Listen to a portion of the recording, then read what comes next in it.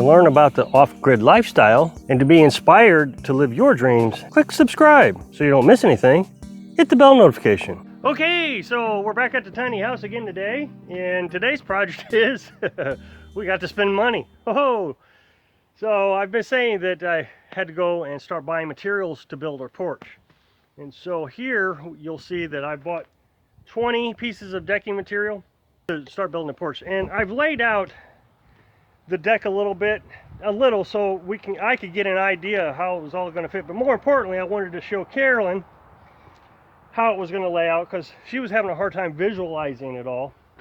So I've laid out basically the frame.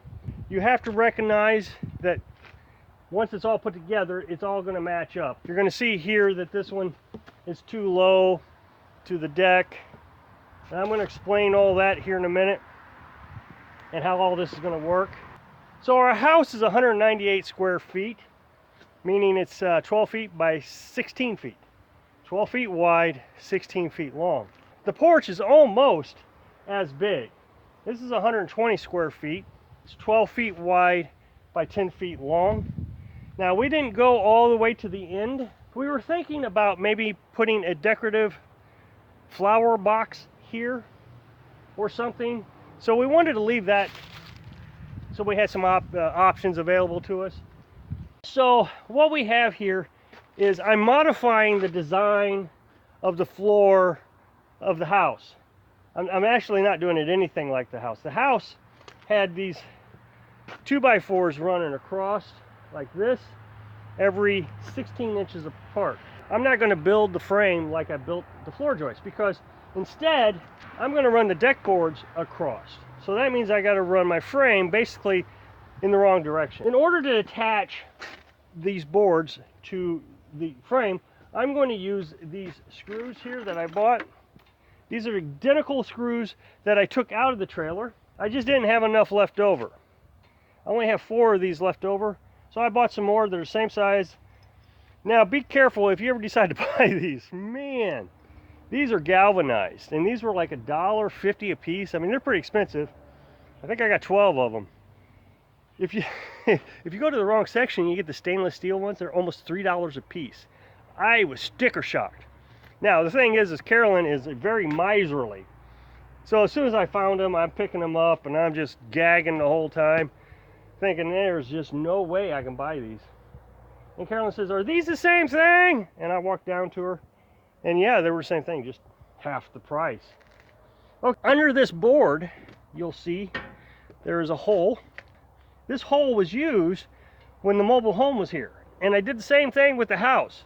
You lay these boards down, and you can just screw these in, like that. And then when you have a board that hits the frame, then you have to use these little tabs, and I'm going to have to modify the way that works, but essentially you just take this tab like that, and then you screw the tab into the board. But I'm going to have to modify the 2x4 to make that work. I'm going to have to put a scrap piece on the side here. I'm only putting that on there just to secure it up so it doesn't rock. I'm not even sure it's necessary once it's all tied in. Then here, this one is kind of floating out in space. I don't want to screw it into the house. So what I'm going to do is I got this, I think it's 2.5 feet. I got 2.5 feet here that just kind of hangs out in space.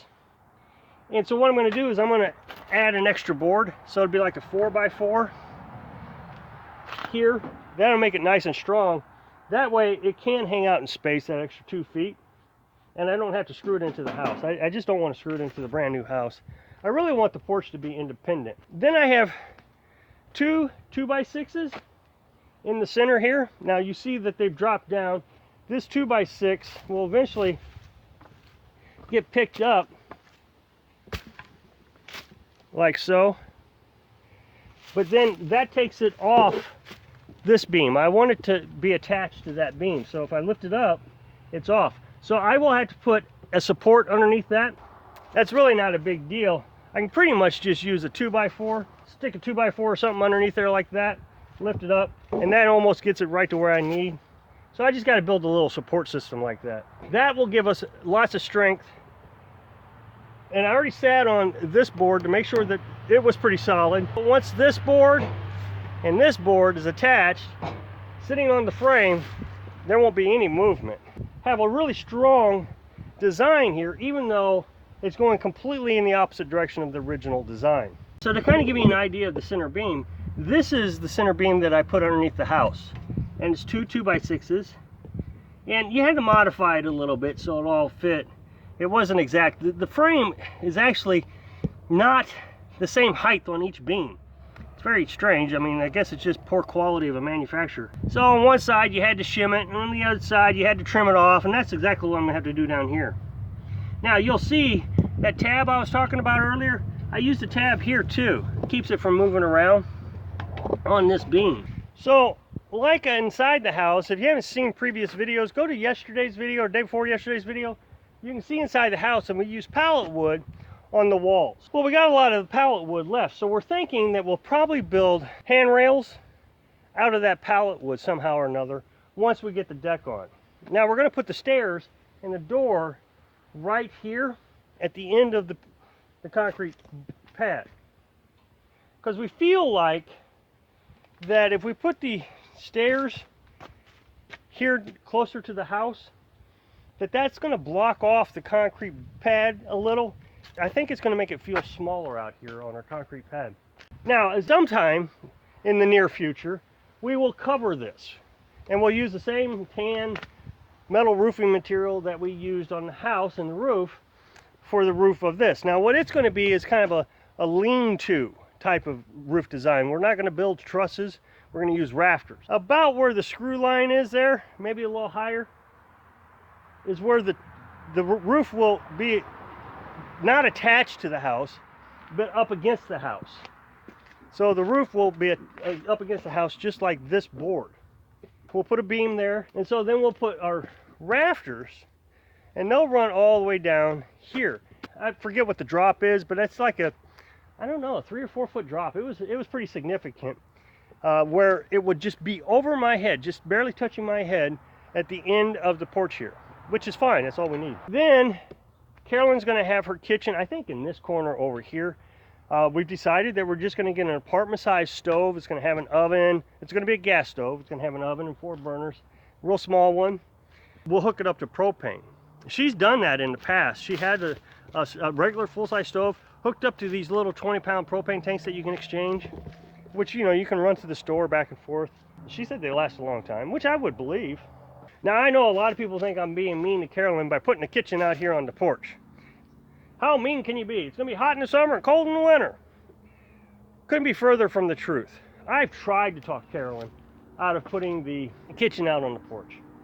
But I'm just not successful. This is what she wants to do, and when she decides that she wants to do something, that's what we're doing.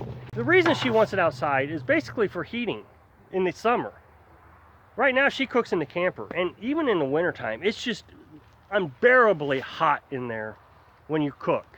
And so we're opening the windows, and it takes up so much oxygen. You can actually feel it's harder to breathe in the camper if the windows are closed, because the burners are taking all the oxygen. So we could put it out here. She can come out, she can cook, go back inside. It's not that far away. I mean, the building's only 12 feet wide, 16 feet long. So even if she's on the other side, it'll take her like 6 steps. Now, she's going to have counter space inside. She'll still be able to prep all her food or whatever she's wanting to do inside. It's just the stove is going to be outside. She's going to have a sink inside, hot water, the whole deal. The theory is if we ever decide that we want to add on. Now, every time I say this, people just assume that we're going to add on, that that's the plan. Actually, that's not the plan. The plan is to do exactly what we're doing and leave it like it is. Carolyn and I cannot see any contingency where we're actually going to have to expand this outside. But the idea is if we ever have to, it wouldn't be that hard to do. We're going to have a 1/2 inch gap in between each deck board and lay plywood over it. Lay up some insulation on the underneath side. That would close in the floor. It wouldn't be that hard to do. And then what we'd do is probably make a sunroom. Just put windows, you know, build a wall and put windows all the way around it. Modify the roof a little bit somehow or another. I don't even know if we need to.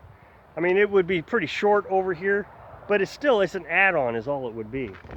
You know, people say, what are you going to do when you get sick? Are you going to have a ramp so you can get into the building and all that stuff? If we plan our lives on the what ifs, we'll never progress forward. No, I don't think we're going to have a ramp. If we need a ramp, we'll build a ramp somehow then. I mean, we got all this concrete pad that we can ramp up into the house. Now, today is the day before Christmas Eve. I won't get to work on it very much tomorrow. I'm going to work on it a little bit.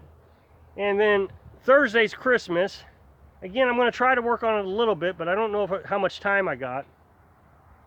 So that means Friday, this might actually be finished by Friday. That'd be pretty cool. Now, every time I say that, I underestimate how much time everything takes. I think the hardest thing that it's going to be is to screw the deck down. That's just a lot of screwing down screws. I hope I can inspire you to dream big and stop worrying about the what ifs.